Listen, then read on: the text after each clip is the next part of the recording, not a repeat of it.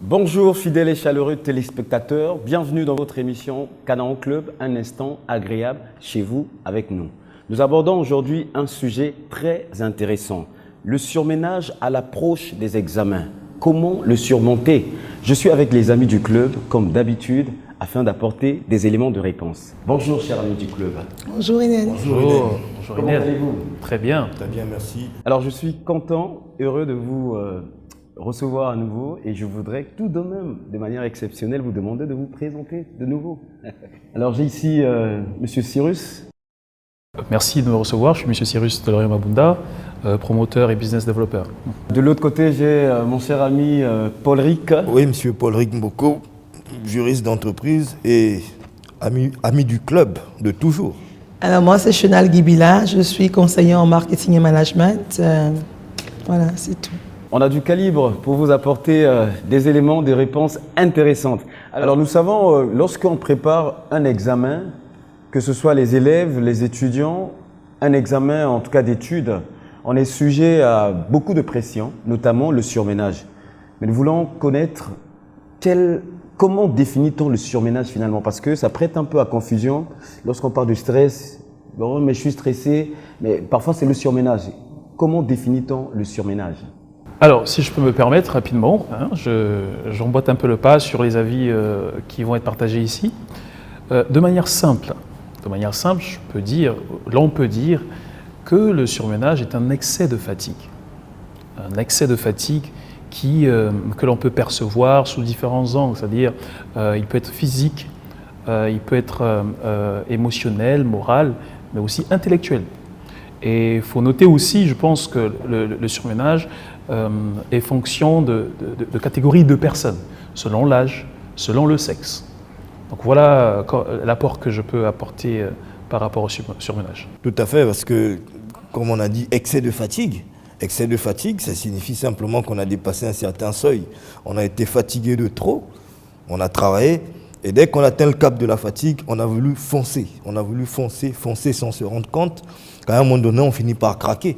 Et c'est là que le surménage commence.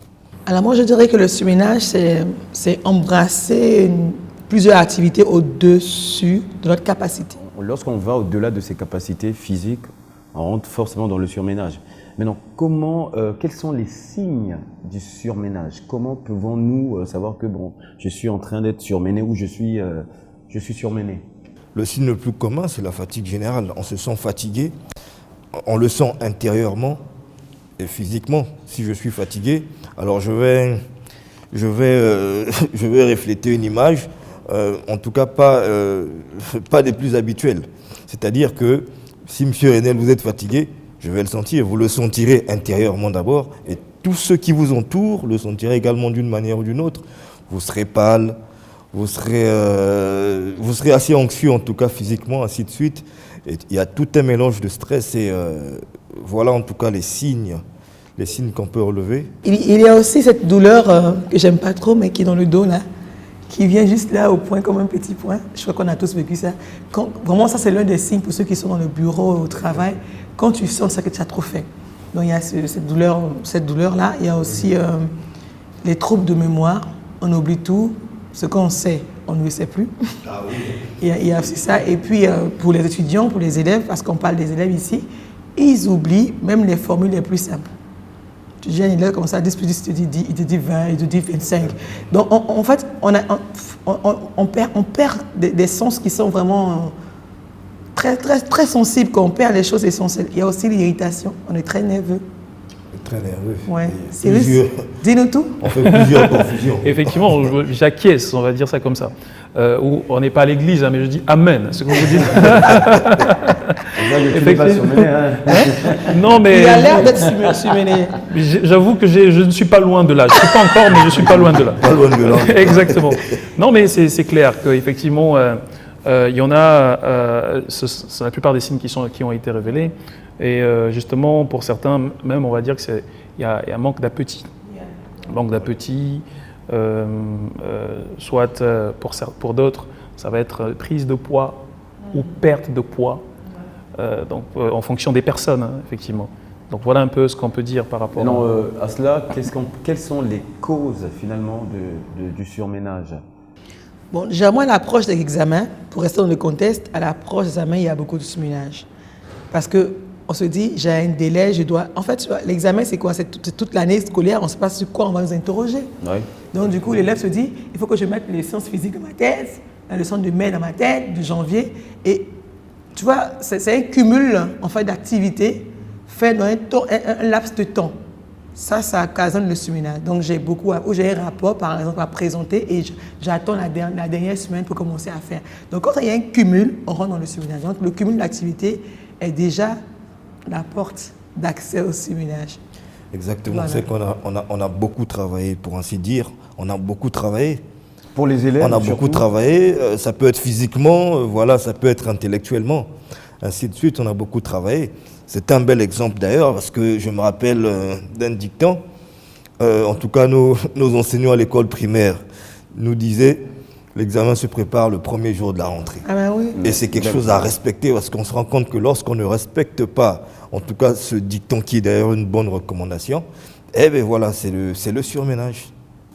Alors donc pour nous, vous qui nous suivez, chers téléspectateurs, élèves et étudiants, sachez tout de même que l'examen se prépare dès le premier jour.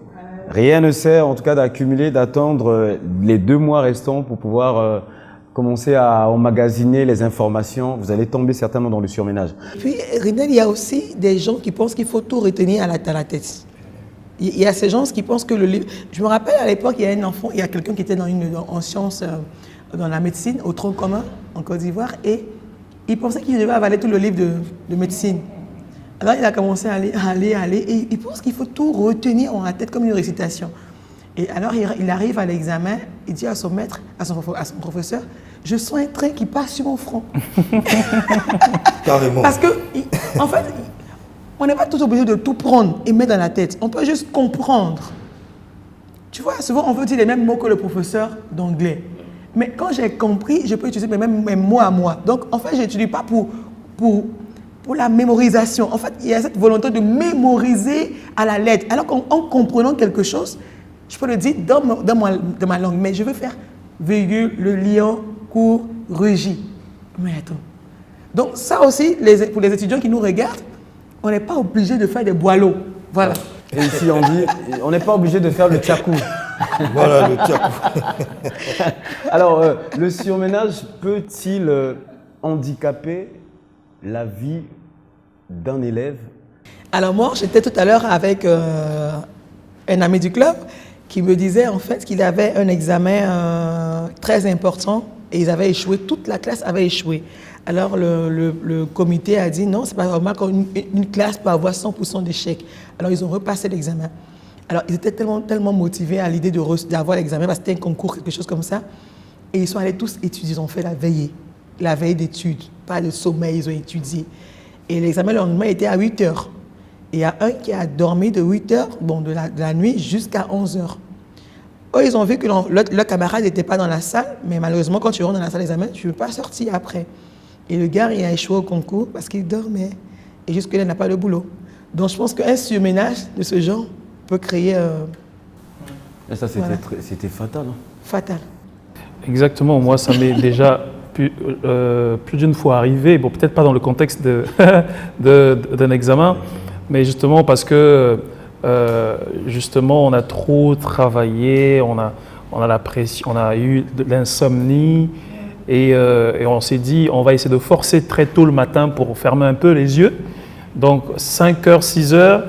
Et même, combien même on a mis, moi je me souviens, un jour je vais mettre mon réveil, allez, je dors 1 heure, au moins je vais rattraper, je me réveille à 7 h, mais on se réveille 2 fois à 9 h. Quel est l'impact? Est-ce que ça peut vraiment, véritablement handicaper la vie d'un élève, le surménage? Moi, j'ai envie de dire avant, s'il te plaît, Cyrus, Rinel, il y a aussi la volonté de ne pas se distraire. C'est vrai qu'on est en période d'examen, mais on peut faire autre chose qu'étudier. Tu vois, parce qu'en étant trop concentré, on perd aussi la concentration. On peut arriver en classe d'examen et on oublie carrément tout. On a un 0 là. J'ai étudié parce que j'ai rien fait d'autre qu'étudier. Enfin, il y en a qui pensent que quand ils vont aller juste prendre un pot ou aller prendre une glace, ils vont tout oublier la leçon. Donc, du coup, ils restent pendant 2 mois, ils ne causent pas, ils n'appellent pas, ils ne rient à personne, comme si s'ils riaient, la leçon allait sortir de la tête. Donc, du coup, en étant tellement concentrés, ils arrivent en classe, la copie est vierge, quoi. Et là, ils échouent à l'examen. Et quand tu échoues à l'examen, il y a des conséquences directes sur ton avenir. Oui, il s'agit d'une grosse erreur, hein, parce que justement, contrairement à ça, moi je me rappelle que lorsque nous étions étudiants, bon, je ne veux pas dire qu'on n'étudiait pas pendant l'année, on étudiait, mais vous allez voir que c'était un peu plus intense à l'approche des examens. On a étudié sur toute l'année, mais à l'approche des examens, c'est un peu plus intense. Alors ce qu'on faisait, c'est qu'on ne se limitait pas à nos notes. Ce qu'on faisait, c'est qu'on se réunit, voilà, on prend connaissance de nos notes, on se pose des questions. Et imaginez que même lorsque nous allions faire du sport, on révisait oralement les uns avec les autres. Lorsqu'on mangeait ensemble, en communauté, on le faisait également. Donc c'est une méthode que je recommande vivement, en tout cas, à nos chers cadets qui sont en préparation de leur examen. Je vous assure que c'est quelque chose c'est un procédé très efficace d'ailleurs, très très efficace parce que, en tout cas, j'ai bénéficié des résultats en fait. Vous faites bien d'introduire ça parce que finalement on va partager nos expériences parce que chacun d'entre nous, je pense qu'a été déjà subi plus ou moins un surménage. Racontez-nous votre expérience. Nous voulons avoir le témoignage surtout de Cyrus. Monsieur Cyrus, qui a un bon témoignage. Lui, quand il est surmené, il rentre dans la chambre des autres. Mais non. Et je pense que chacun d'entre nous avons des témoignages. Tout à fait. Mais effectivement, c'est vrai, pour rejoindre ce que vous dites, ce que j'ai vécu, effectivement, ça reste là dans ma mémoire. Parce que je me souviens, je pense que c'était en 2014, je venais, je pense, de me lancer dans l'entrepreneuriat avec un projet un peu plus sérieux que ceux sur lesquels j'étais engagé précédemment. Et donc du coup, je me souviens que je finissais quasiment à 3 heures du matin. Parce que tout le monde partait, parce que je me souviens ce projet-là, j'étais au Sénégal. Et on avait, on va dire, c'était dans le télémarketing. Et justement, on avait des campagnes sur d'autres continents en France, notamment en France ou en Asie. Et donc, quand les équipes partaient, on avait 5 téléopérateurs. Quand les équipes partaient, j'étais obligé, moi, de faire la supervision en même temps, de repasser les audios, des conversations. De faire un peu la tâche des autres. Non, peut-être pas forcément, mais c'est-à-dire synthèse et corriger pour le lendemain. Parce que si on a un client chaud qui est prêt à conclure, il faut noter qu'est-ce qui n'a pas été dit, etc. Donc j'avais le besoin de récapituler un peu d'écouter la plupart des conversations des téléopérateurs. Ce qui faisait que la plupart finissaient soit à 20h ou 21h par là. Moi, je restais le temps d'écouter tout et faire les synthèses et tout. Je partais 2 fois à 2h, 3h. Mais il faut revenir ouvrir à 6h. Donc du coup, je dormais quasiment 2 heures par jour. Il est justement... Ce qui est très insuffisant. Exactement. Pendant quasiment 1 mois, j'ai eu ce rythme-là, quasiment 1 mois. Et je me souviens justement, sur ménage, je suis rentré, je logeais dans l'appartement d'un couple sénégalais. Et justement, un soir, je suis rentré chez moi, comme d'habitude. Donc mes effets, j'ai laissé sur le lit. Je me souviens que je n'ai même pas eu l'occasion de me changer comme il fallait. Je me suis endormi, porte ouverte, etc. Tout de suite après, j'ai eu envie d'aller me soulager. Donc quand je pars pour me soulager, les toilettes, c'était des toilettes externes, juste à côté de ma chambre. Et quand je finis de me soulager, je me souviens que je dépasse, au lieu de rentrer dans ma chambre, je déplace ma chambre. À côté de ma chambre, il y a une autre chambre sur la gauche, donc je dépasse cette chambre. En face de moi, il y avait le salon. Je dépasse le salon et je vais me retrouver dans la chambre des maris. Ah my God. Du coup, tout d'un coup, et du coup, alors, quand je rentre dans la chambre, en fait, ce qui me rafraîchit un peu la mémoire. Et c'est que je me suis rendu compte que le carreau, après avoir ouvert la porte, était un peu défaillant. Et je viens de me rendre compte que le carreau avait bougé. Je me dis, mais tiens, je ne suis pas au bon endroit là. et quand je repars, je me rends compte, mais tiens, j'ai dépassé toutes ces chambres-là. Mais tu n'avais pas vu le couple, non, tu les avais pas vus. Et puis en plus, ce qui s'est passé, c'est que la femme était seule avec le monsieur avait 2 filles. Et quand je suis allé me rendormir, en fait, je pense quelques minutes après, je sentais la femme râler devant ma porte. Très tôt le matin, j'ai réalisé que tiens, il s'est passé quelque chose. Et depuis là, nos relations n'étaient plus... Oh my Ouais, God. c'était plus les mêmes. Bon, Forcément. heureusement que je n'avais pas l'intention de devenir Honte-Griffe violet et tout. Ça, Donc, le du coup- chat noir. Exactement. Et donc, du coup, on va dire que ça peut être les conséquences du surménage, peut justement fausser votre image vis-à-vis, Ah ben oui, oui, oui. par exemple, vis-à-vis de cet exemple et tout. Vous êtes très nerveux, on dit bon, il est nerveux, alors qu'en fait, il n'est pas nerveux, c'est juste qu'il est stressé. Moi, je me rappelle simplement, comme je l'ai dit tout à l'heure, j'arrive à donner l'examen blanc et j'ai tout oublié. Alors je regarde, je ne comprends pas, je me rappelle, je sais que je sais, mais je ne sais pas ce que je dis. Donc ça m'a tellement troublé que j'ai changé de stratégie pour l'examen. Et aujourd'hui, quand je sens une douleur dans le dos, je sais que là, j'atteins la limite, quoi. Donc, j'arrête de forcer. Mais ça arrive à tout le monde, en fait. Moi, ce qui m'est arrivé plus de 2 fois, c'est que tellement fatigué et surmené, généralement, mon travail, c'est un travail de réflexion quand même. Donc, voilà, quand tu réfléchis, ne réfléchis pas trop. Parce que quand on dit que tout excès de nuit, c'est pas bon. À un moment, on a des blocages. Il m'est arrivé de tellement réfléchir que je n'arrive plus du tout à réfléchir. Tout simplement. Tellement fatigué, En surmené, plus, je n'arrive plus à réfléchir. Il est juriste, donc... Donc c'est ça. Et puis bon, l'essentiel c'est un problème d'horaire en fait, c'est un problème d'emploi du temps. On ne peut pas accumuler toute une activité professionnelle, on va dire intellectuelle pour détailler. Ouais, il faut se Comme ça, détendre. non, faut un planning en fait pour tout. Faut un planning pour tout. Trop d'articles aussi, en tant que juriste dans la tête, justement, Il faut ça arrive. mémoriser les articles. Exactement, il faut mémoriser les articles. Le surménage, lorsqu'on est surmené, on perd de la lucidité. on Mais il y a perd- dites-nous. Et, bon, ouais, j'ai une expérience assez un peu difficile. Hein. Et donc, voilà, le surménage, quelque chose qu'on devrait à tout prix éviter. Mais comment le faire? Comment se préparer à l'approche des examens finalement pour éviter le surménage? Comment on fait? Parce que nous sommes justement dans ce contexte où les élèves, pour la plupart, les étudiants, ils sont à la veille de l'examen. Comment faut-il faire pour éviter le Alors, surménage? moi je vais commencer parce que je suis la dame ici. Alors, moi, ce que j'ai fait, parce que j'ai eu ce surménage lors d'un examen blanc, ce que je fais, c'est que on commence à étudier depuis le début de l'année. Alors, quand j'étudie et que je fais mes notes, je fais des fiches. Je fais des fiches et je résume chaque module ou chaque matière ou chaque leçon, comme on appelle ça, je ne sais plus trop. J'ai des fiches cartonnées comme ça. Donc, quand j'ai fini une matière, je sais que ça, j'ai mes résumés des choses essentielles sur cette fiche. Donc, pour chaque mois, chaque leçon, j'ai mes fiches de sciences physiques, sciences quoi, toutes les matières qui existent. Et donc, à l'approche des examens, je ne prends plus le temps de regarder les cahiers. Parce que j'ai déjà fait des synthèses de toutes les leçons. Donc, je relis mes notes, je fais plus d'exercices.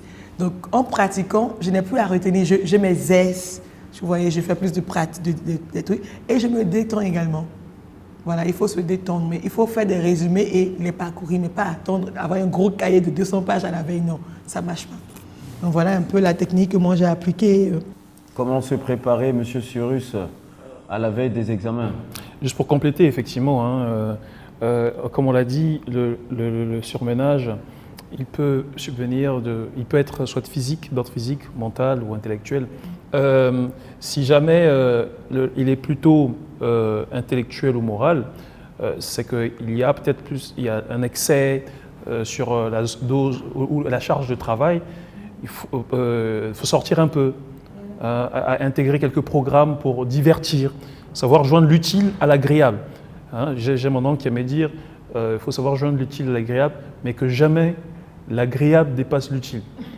Donc justement, l'examen, c'est utile. Donc quand je sais que régulièrement je travaille du matin au soir, il y a des moments où je peux me permettre, je fais un break, 1 heure, 2 heures, je peux aller jouer au foot. Si ce n'est pas physique, comment on appelle. Et quand c'est physique, il faut justement voilà, dormir, avoir un moment de repos. justement pour équilibrer justement son rythme. Tout à fait. La pratique du sport, en tout cas, entre nos programmes d'études est très importante. Et puis ce que je recommande, au-delà de tout, c'est la relaxation en fait. Aujourd'hui, bien heureusement, avec Internet, les nouvelles technologies, facilement, en un clic sur Internet, on a des informations concernant des exercices de relaxation, par exemple. Ce qui est très important et qui peut s'avérer assez, en tout cas assez indispensable à l'approche des examens surtout. Donc c'est également quelque chose qu'il faut recommander à nos... Moi, j'aimerais aussi recommander, en plus que ce qu'ils ont dit, c'est le travail en équipe. Parce qu'à l'approche des examens, rester seul, ça augmente la pression. Quand je fais mes TD, je pense que je dois être avec un groupe d'amis que j'aime beaucoup. Parce que quand on fait quelque chose de difficile dans une ambiance d'amitié, on ne sent pas la pression. Donc moi, ce que j'avais fait, j'avais un groupe d'amis à l'approche des examens qui étaient les plus forts de la classe, bien sûr. On ne peut pas se mettre avec des gens qui vont nous emmener derrière. Donc, on fait une équipe et on sait qu'on s'aime. Donc, alors, on a su un devoir, un truc de Pythagore qui est très difficile. On rigole un peu. Donc, on étudie, mais dans l'ambiance, en fait. Et ça réduit le stress et ça favorise l'amitié. Donc, on peut réussir comme ça, avec un groupe d'amis, pas de jaloux, mais des gens avec qui on s'aime réellement. Alors, le surménage, est-ce qu'on peut dire finalement que ça peut devenir une maladie pour que... On peut être surmené tout le temps, à chaque fois, à chaque moment. Maintenant, quand c'est récurrent, ça peut être récurrent, le surménage? Bon, ça c'est un piège aussi. Qu'est-ce qu'on fait? Oui, parce qu'il y a des gens, par exemple, moi je dis simplement, moi je suis quelqu'un, j'arrive pas à faire une chose à la fois. Ça me rend malade. Donc du coup, quand je suis en train de faire une chose, je peux pas. Il me faut faire 2 ou 3 pour me sentir bien. Donc, ça dépend de la capacité que nous avons. Donc, on arrive à un point où on n'est pas submergé parce qu'on a la capacité à faire plusieurs choses. Mais ça peut être un style. Mais à 6, 7, j'arrive pas. Donc, lui peut être submergé par 2 choses. Il me dira, moi, je suis malade du surménage, mais moi, je ne suis pas malade. Moi, je tiens la route. Donc, pour moi, ce n'est pas une maladie. Tant qu'on respecte, tant qu'on connaît sa capacité et qu'on la respecte. Parce que d'autres me diraient, ah, mais tu fais trop. Mais moi, je ne fais pas trop. Je sens que je suis capable. Tu vois, donc, moi, je ne veux pas dire que c'est une maladie, c'est quand quelqu'un... Attends, qui peut se submerger lui-même à volonté? C'est qu'il ne sait pas, en fait, sa capacité. Quand je sais ma capacité, je prends ce que je peux prendre. Je dis, bon, ça, je peux faire, ça, je peux faire, ça, je peux faire. Et je peux faire 3 choses. Mais après 10, je sais que là, je n'arrive pas. Donc, c'est aussi un style pour ceux qui ont beaucoup d'ambition, qui veulent aller loin. Donc, moi, je ne fais pas une chose à la fois parce que je veux aller vite. On n'a pas le temps à perdre aussi. Mais ce n'est pas recommandé pour les étudiants. Oui, c'est clair. Pour ceux qui en sont victimes, comment guérir finalement? Comment guérir du surménage lorsque on se retrouve dans des situations où à chaque fois on sent le surménage, on ressent comment guérir? Il y a des gens qui se surmènent comme ça en fait, ils n'arrivent pas. Non, en fait, à force pas. d'accumuler du travail, à force de beaucoup étudier. Excusez-moi aussi, parce qu'il y a des gens en fait qui se surstressent eux-mêmes. En fait, je ne sais pas, c'est un manque de planification peut-être, Paul-Ric, dites-moi. Parce que moi, je peux recevoir 2 tâches, ok, et je suis surmené. Qu'est-ce qui me surmène? En fait, il y a des gens qui se surmènent aussi, c'est une maladie, je crois. Je pense que c'est une maladie. Est-ce que c'est forcément, donc vous voulez dire, c'est forcément un problème de planification, d'organisation, de la manière dont on gère son emploi, du temps, comment on s'organise à la maison? Est-ce que d'autres ne sont pas assez forts? Après, je ne sais pas, mais effectivement, si on part sur la base de ce qu'on s'est dit plus haut, l'excès, on va dire, comme on appelle, soit de charge, d'activité physique ou intellectuelle ou émotionnelle. Et pour répondre, donc, ce serait déjà d'identifier la cause du problème, identifier si mon surménage est d'ordre plutôt physique, plutôt mental, donc soit ou émotionnel ou intellectuel, c'est d'équilibrer. Voilà, si c'est plutôt intellectuel, c'est d'apprendre à ménager son planning professionnel. Si c'est plutôt physique, c'est avoir du repos. Donc je pense que voilà, guérir en tant que tel, chaque fois on dit, hein, parce que même quand c'est un palu ou je ne sais pas moi, on va dire de la colopathie, il y a des causes. Et il faut aller la traiter à la base, justement. Le médecin va traiter le problème à la racine. Moi, je pense que Exactement. Rinal, tu veux dire qu'il y a...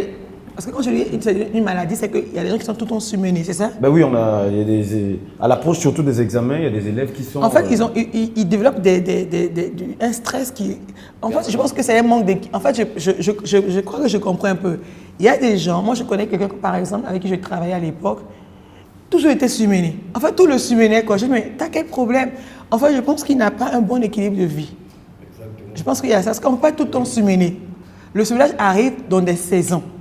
J'ai un examen, ça peut m'arriver, mais tout le temps être surmené, c'est que je n'ai pas une bonne hygiène de vie. Je ne dors pas assez, soit que je n'ai rien d'autre, je n'ai pas de distraction, soit que je ne mange pas bien. Tu vois, mais quelqu'un qui est tout le temps, c'est-à-dire que tu lui donnes 2 choses à faire, ah, je stresse, mais attends, il y a quoi qui te stresse? Donc, ce manque, il y a des choses qu'il doit aller voir pour être spécialiste. Oui, ça va de soi avec les capacités. Hein. On a parlé de surménage intellectuel. Yeah. Ça va de soi avec les capacités intellectuelles de tout un chacun. Surménage physique, les capacités physiques de tout un chacun, ainsi de suite.